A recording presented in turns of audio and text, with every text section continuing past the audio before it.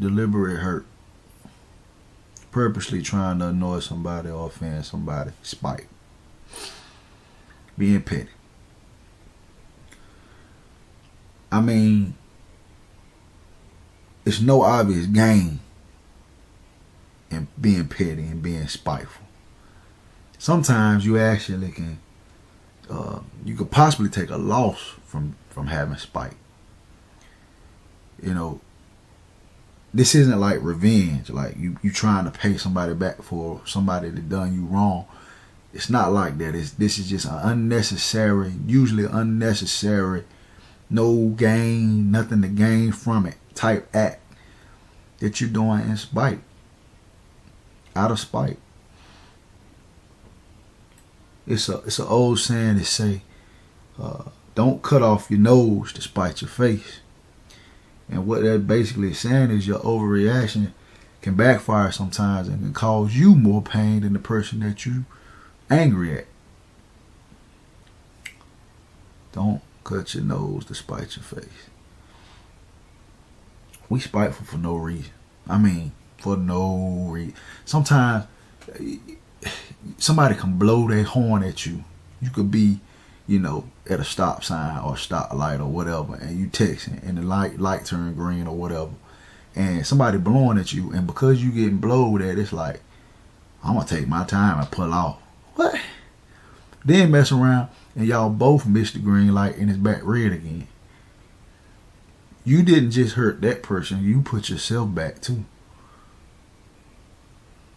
What did you gain? I'm just satisfied because now they got to wait. You got to wait too. My son one time, I'm sitting here texting up while I'm driving. All he said was, Dad, come on, put the phone down. It's a reasonable request. He didn't say it in a disrespectful way. I'm sitting here texting while I'm driving. I know that it's against the law. I mean, I felt like saying, stay in a child's place. But he was right. I mean, I was in the wrong. And what did I do to just be petty? I ain't say nothing because I knew he was right. I didn't get on him because he wasn't disrespectful. But I took my sweet time finishing my text.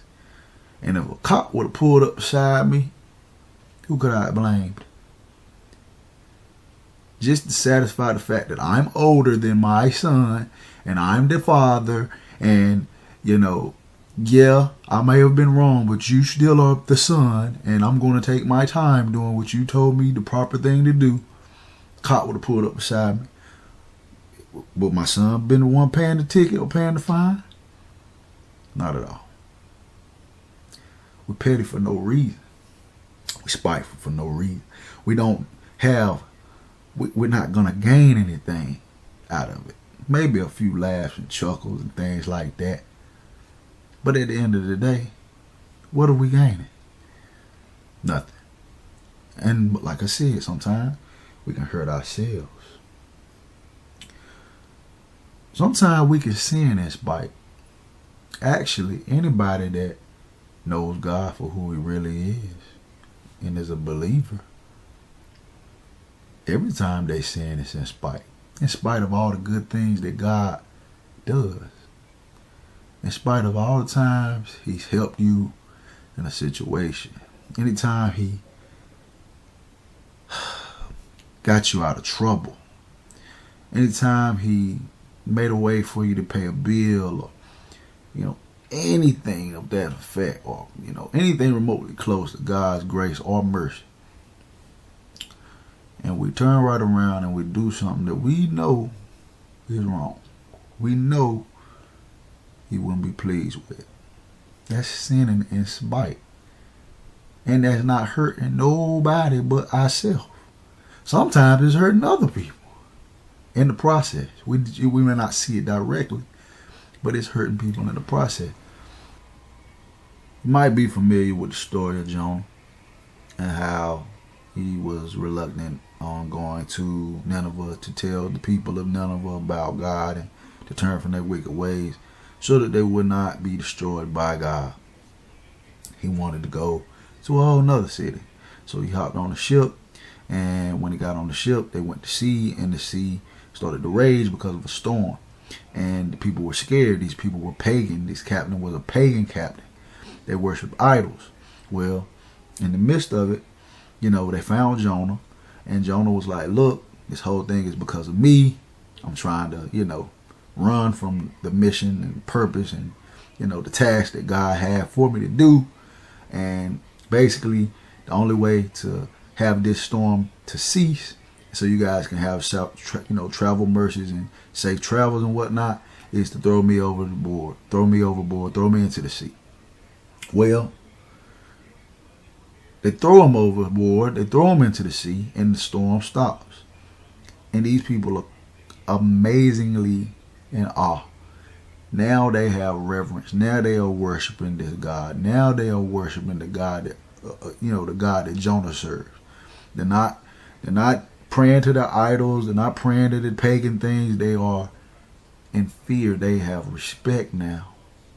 They offer sacrifices. The Bible say that they began to sacrifice, wherever they, it don't say that they did it on the ship. They probably did it when they got the land. But whatever happened, they converted, they changed their ways. So look, all things work together for good to those who love God, to those who are called according to his purpose. Jonah was called for a purpose. He was told to go somewhere. His reluctance, his disobedience, however bad they were, despite all that, people still turned around, changed their life, and started to love God. God used the good and the bad circumstances for his purpose. And see, God uses spite the right way. In spite of the things we do, in spite of the messes we make of our life, he turns things around. He gives us grace and gives us mercy and shows his love time and time and time and time again. We created in his image. This is where that plays into effect. If we can spite and be spiteful towards the wrong things, or towards things that are, we can be petty for no reason. We can be petty for a reason, for a good reason. That was just genius. That was just, in the most pettiest of ways, he turned some pagans into some God followers and the people that love him.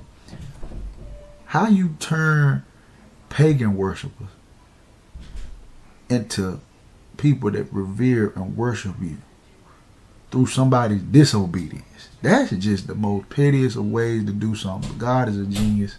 We don't understand his ways. We will never understand his ways, but when it manifests into something like that, that's just amazing. That's just profound, and it's not to be overlooked. I wouldn't overlook it.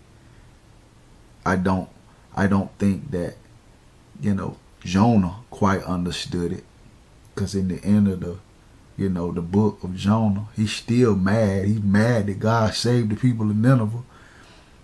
He didn't understand that God showed him the same exact grace when he was disobedient. Like, it went over Jonah's head, and sometimes it goes over ours, because we don't understand why God blesses people that do wrong things. Or it looks like God gives them a whole lot of mercy when we look at other people's life. We should be looking at our life.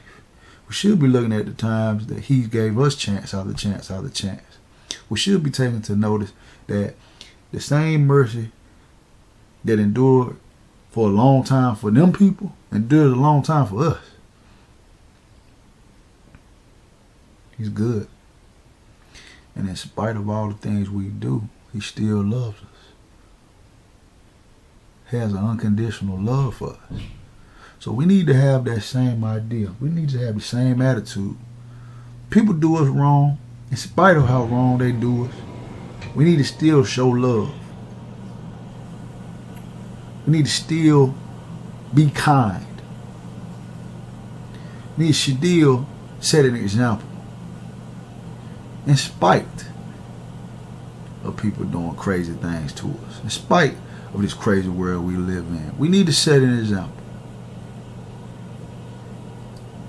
Questions, feedback, comments, concerns. Hope you guys enjoyed it. Laborers.